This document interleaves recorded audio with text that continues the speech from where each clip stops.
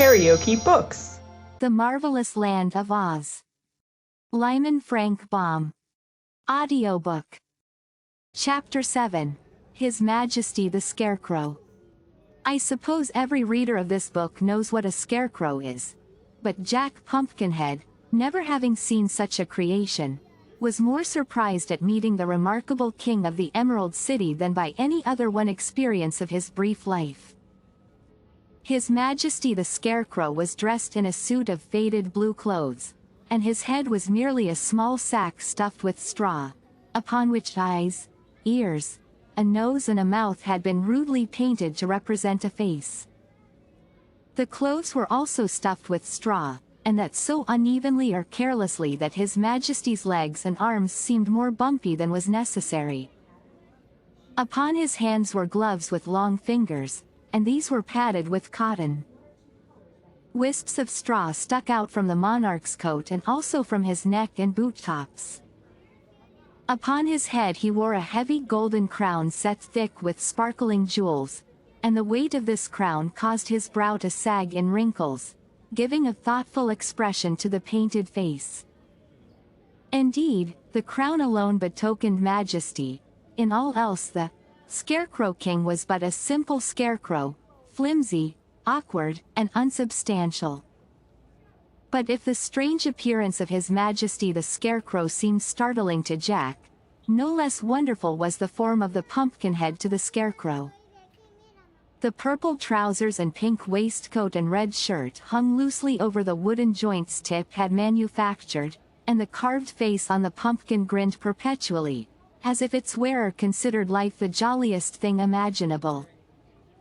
At first, indeed, His Majesty thought his queer visitor was laughing at him, and was inclined to resent such a liberty.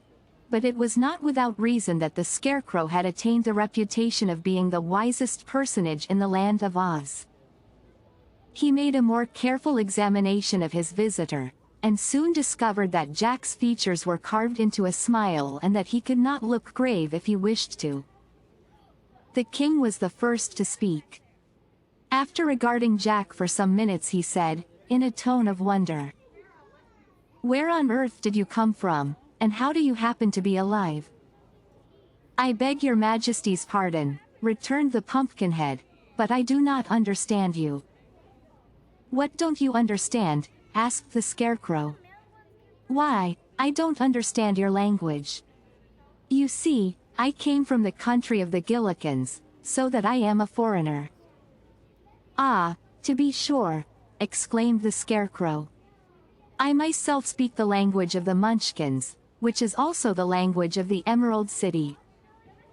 "But you, I suppose, speak the language of the Pumpkinheads?" "Exactly so, your Majesty," replied the other, bowing, "so it will be impossible for us to understand one another." "That is unfortunate, certainly," said the Scarecrow, thoughtfully. "We must have an interpreter." "What is an interpreter?" asked Jack. "A person who understands both my language and your own. When I say anything, the interpreter can tell you what I mean, and when you say anything the interpreter can tell me what you mean. For the interpreter can speak both languages as well as understand them." "That is certainly clever," said Jack, greatly pleased at finding so simple a way out of the difficulty. So the Scarecrow commanded the soldier with the green whiskers to search among his people until he found one who understood the language of the Gillikins as well as the language of the Emerald City, and to bring that person to him at once. When the soldier had departed the Scarecrow said, "Won't you take a chair while we are waiting?" "Your Majesty forgets that I cannot understand you," replied the Pumpkinhead. "If you wish me to sit down you must make a sign for me to do so." The Scarecrow came down from his throne and rolled an armchair to a position behind the Pumpkinhead. Then he gave Jack a sudden push that sent him sprawling upon the cushions in so awkward a fashion that he doubled up like a jackknife, and had hard work to untangle himself. "Did you understand that sign?" asked His Majesty, politely.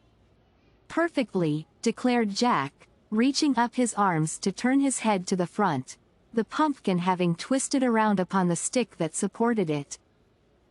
"You seem hastily made," remarked the Scarecrow, watching Jack's efforts to straighten himself. "Not more so than your Majesty," was the frank reply. "There is this difference between us," said the Scarecrow, "that whereas I will bend, but not break, you will break, but not bend." At this moment the soldier returned leading a young girl by the hand. She seemed very sweet and modest, having a pretty face and beautiful green eyes and hair. A dainty green silk skirt reached to her knees, showing silk stockings embroidered with pea pods, and green satin slippers with bunches of lettuce for decorations instead of bows or buckles. Upon her silken waist clover leaves were embroidered, and she wore a jaunty little jacket trimmed with sparkling emeralds of a uniform size. "Why, it's little Jellia Jam!" exclaimed the Scarecrow, as the Green Maiden bowed her pretty head before him. "Do you understand the language of the Gillikins, my dear?" "Yes, your Majesty," she answered, "for I was born in the North Country." "Then you shall be our interpreter," said the Scarecrow, "and explain to this Pumpkinhead all that I say, and also explain to me all that he says." "Is this arrangement satisfactory?" he asked, turning toward his guest. "Very satisfactory indeed," was the reply. "Then ask him, to begin with," resumed the Scarecrow, turning to Jellia, "what brought him to the Emerald City." But instead of this the girl, who had been staring at Jack, said to him, "You are certainly a wonderful creature. Who made you?" "A boy named Tip," answered Jack. "What does he say?" inquired the Scarecrow. "My ears must have deceived me. What did he say?" "He says that your Majesty's brains seem to have come loose," replied the girl, demurely. The Scarecrow moved uneasily upon his throne, and felt of his head with his left hand. "What a fine thing it is to understand two different languages," he said, with a perplexed sigh. "Ask him, my dear, if he has any objection to being put in jail for insulting the ruler of the Emerald City." "I didn't insult you," protested Jack, indignantly.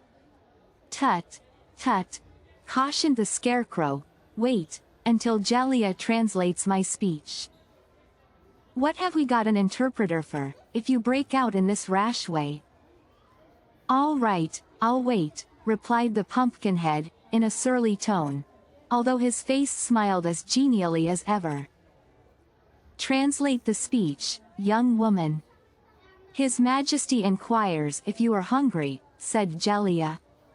"Oh, not at all," answered Jack, more pleasantly, "for it is impossible for me to eat." "It's the same way with me," remarked the Scarecrow. "What did he say, Jellia, my dear?" "He asked if you were aware that one of your eyes is painted larger than the other," said the girl, mischievously. "Don't you believe her, your Majesty?" cried Jack. "Oh, I don't," answered the Scarecrow, calmly.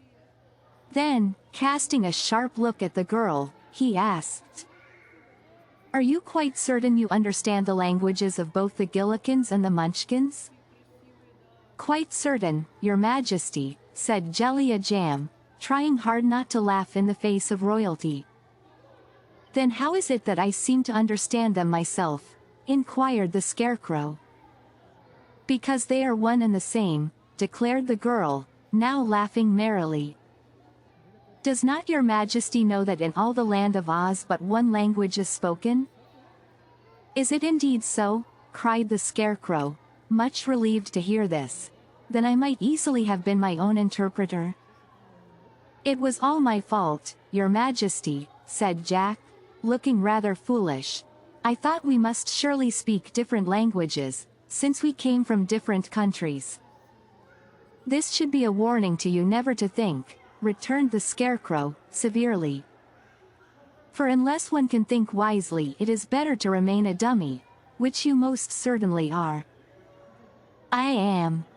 I surely am," agreed the Pumpkinhead. It seems to me, continued the Scarecrow, more mildly, that your manufacturer spoiled some good pies to create an indifferent man.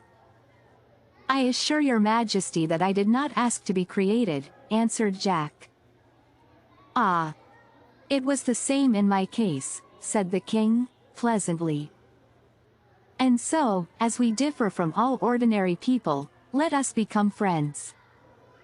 With all my heart, exclaimed Jack. What? Have you a heart? Asked the Scarecrow, surprised. No, that was only imaginative, I might say, a figure of speech, said the other. Well, your most prominent figure seems to be a figure of wood, so I must beg you to restrain an imagination which, having no brains, you have no right to exercise, suggested the Scarecrow, warningly. To be sure, said Jack, without in the least comprehending. His Majesty then dismissed Jelly-a-Jam and the soldier with the green whiskers, and when they were gone he took his new friend by the arm and led him into the courtyard to play a game of quoits. If you liked what you heard, please subscribe to the channel.